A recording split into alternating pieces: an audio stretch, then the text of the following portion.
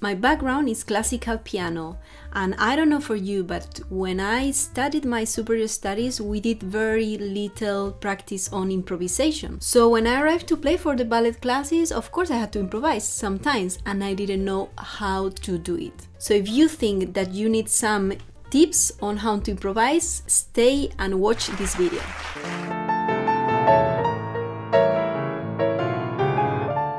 If you are new to my channel, welcome. My name is Mariana Palacios and I'm a ballet pianist.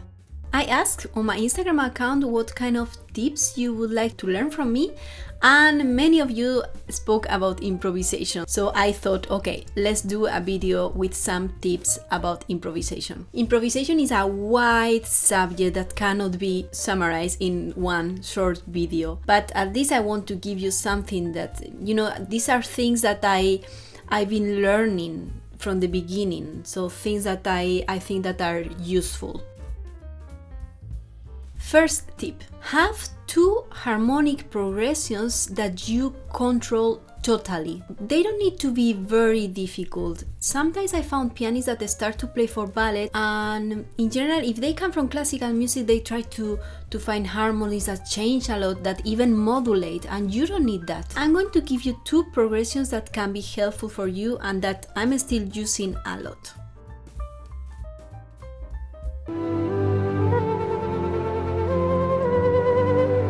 They are using the Aeolian mode in A minor, so easy, all white keys, perfect, comfortable, easy. I'm using this a lot, even nowadays. I've been using this so many times. So a typical cadence in an Aeolian mood is 6th, 7th, and the 1st, and the tonic. Okay.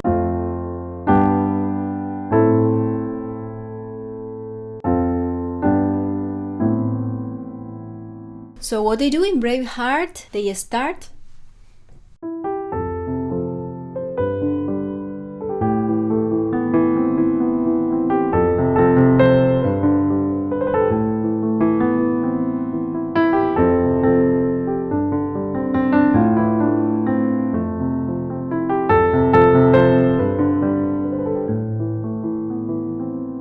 So you can improvise thousands of hours with just these three chords. You can even play the dominant, but with the minor third. Okay, so we keep the modal 7th tonic. So for example,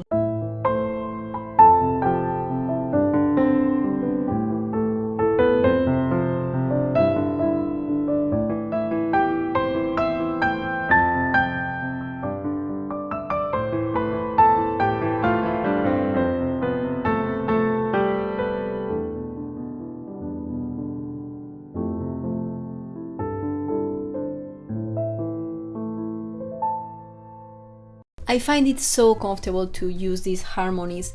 They are also very good for contemporary classes to play this modal scales. This is for me the easiest one and the most comfortable one, but of course you can explore all the modal scales.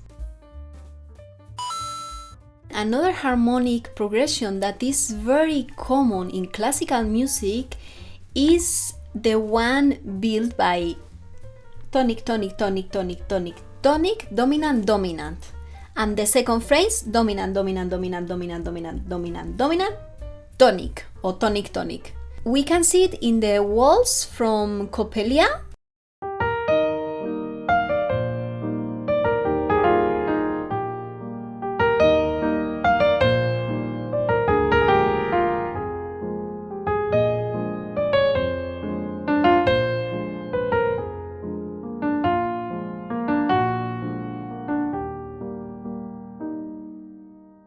We can also find it in the Aragonese from Massenet, from the opera Le Cid.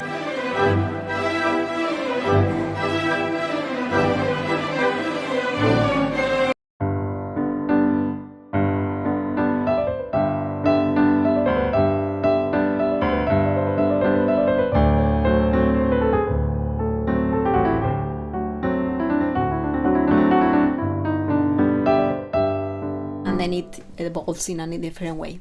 Okay, so you can use this a lot, and it's really 2 chords. Of course, it's not going to be a super rich improvisation, but at least it's something that you can start with.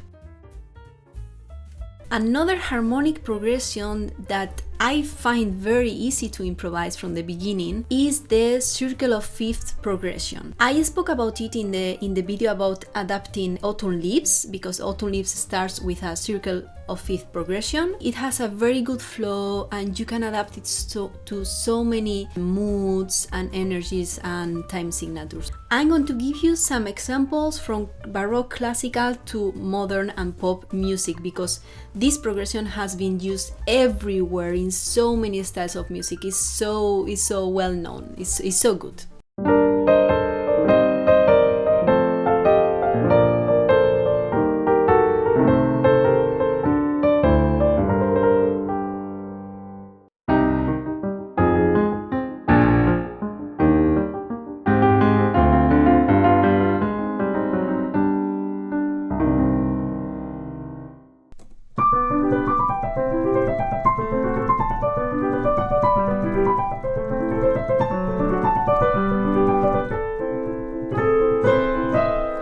Continues as always as a master because it's more fun.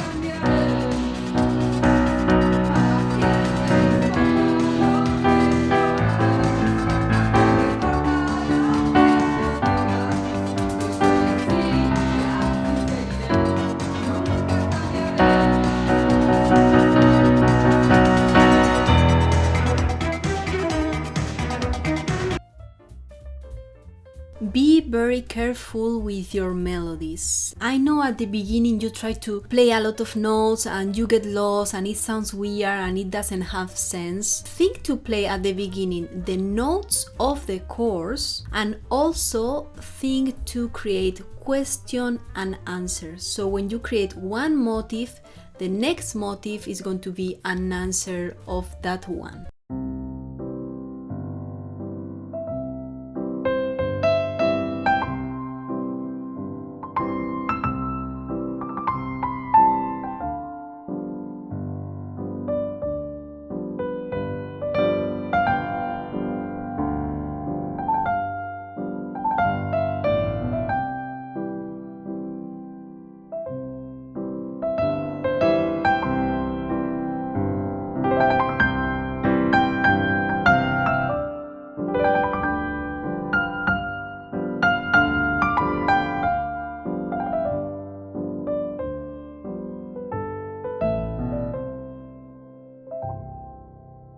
Very simple, just 2 chords, and it can work. It can work. It's not the best music in the world, but you know, so many beautiful melodies are built in a very simple chords.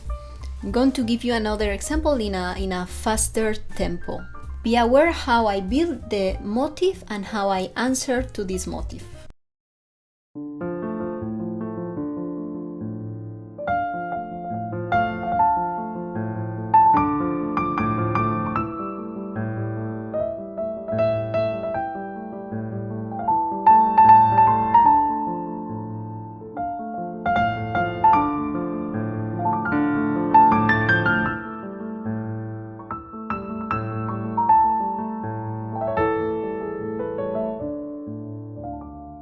And even if you do a mistake, repeat this mistake. I mean, a mistake that is one note, no If you do a mistake, this mistake can lead into a tension note or a note that will resolve in another note.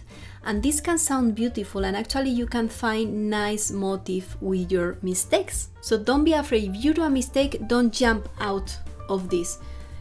Take it and bring it into your melody, and maybe you will find something interesting there. As we have seen, the 8-count phrase is what matters on playing for ballet classes. All the harmonic progressions that you study practice in 8 counts. 8 of the dancers count. If you have a waltz, think like 1, 2, and 3, and 4, and 5, and 6, and 7, and 8, and then build another harmonic progression in another 8 that answer this first phrase. The left hand is what is going to give you all the rhythm, all the harmonies, all the baseline and the energy. So practice a lot your left hand. And for example, you can practice your harmonic progressions in 8 counts with only your left hand, so you don't need to play a melody. Actually, I recommend you that you play the harmony first, pam pam pam pam pam pam pam, and then you play this progression with your left hand, doing a rhythm that can be useful for the ballet class. For example, this jumpy feeling, or a waltz, or maybe an adage, or something. And then you practice your left hand with the harmonic progression, and you keep the 8. And when you feel safe with this, then you add the melody. And remember, easy and simple melody with few notes but good notes. And the most important, play beautiful, play music that you enjoy. Even if you do very simple things, try to find the beauty on these things. In my first class that I took with Josu Galastegui, I remember that he told me, you have to enjoy your music, play beautiful. So I always keep on mind when I feel insecure, or I don't know, when it's a strange situation in the class, I always have this thought that play beautiful, because beauty, is what connect all of us and what will help the dancers and also you to feel calmer and more in control. If you like this content, remember that I'm creating an online course. It's not ready yet, but it will be ready soon. Sign up in the link that I leave here down below, and you will be the first to know more about it. And if you think that these videos are interesting, please share them with other pianists and also with dancers. I think dancers are curious about how we build the music that we play for their ballet exercises. And subscribe, that's very important, and give me a like, and of course comments. I'm always very happy to read your comments, because I see that there is someone there watching these videos. Thanks so much for watching, and see you in the next video. Bye!